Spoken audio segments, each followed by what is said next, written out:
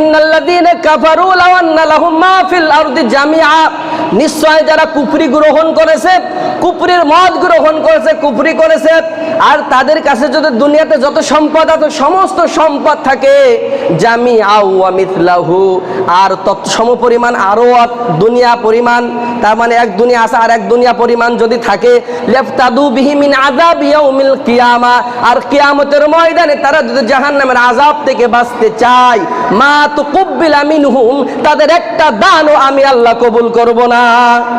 যারা কুফরি গ্রহণ করেছে, যারা কুফরির পথ অবলম্বন করেছে, একই কথা সূরা জুমারের 47 নম্বর আয়াতে বলছেন, যারা জালিম হয়েছে, এরা যদি এদের কাছে এই সমস্ত সম্পদ থাকে আর সেদিন তারা মুক্তিপণ হিসেবে দিতে চায়, আপনি চিন্তা করেন এই গোটা পৃথিবীর সমস্ত সম্পদ আল্লাহ বলছেন জামিআ ওয়া মিথলাহু, তৎসম পরিমাণ আরো এমন একটা পৃথিবীর সমস্ত সম্পদ তাদের কাছে যদি থাকে, লিফতাদু বিহি মিন আযাব ইয়াউমিল কিয়ামা, কিয়ামতের দিন কঠিন আযাব থেকে বাঁচার জন্য তারা সব দিতে চাইবে, সব করবে, আল্লাহ সব নাও, সব নিয়ে নাও।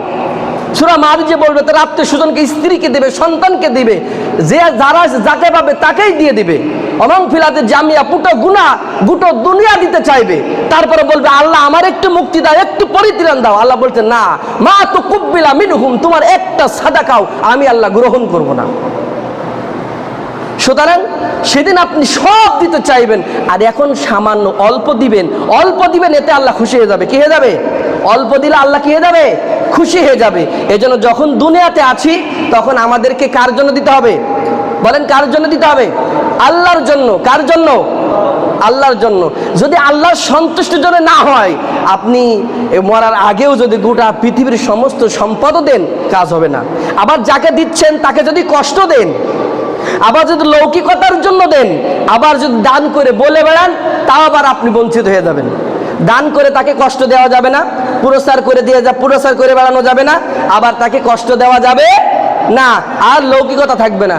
তিনটি জিনিস থাকবে না। এক নম্বর কি? লৌকিকতা থাকবে না। দুই নম্বর কি?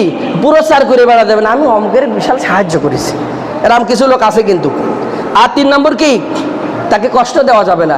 এই তিনটে না করে শুধু যদি আল্লাহর জন্য করেন, আল্লাহ বলছেন ফালাহুম আজরুম ইনদা রাব্বিহিম, আমার ওই বান্দার জন্য আমি আল্লাহর কাছে রয়েছে প্রতিদান, ওয়ালা খাউফুন আলাইহিম ওয়ালা হুম ইয়াহজানুন, ওই কিয়ামতের ময়দানে তাদের কোনো ভয় থাকবে না, তাদের কোনো টেনশন থাকবে।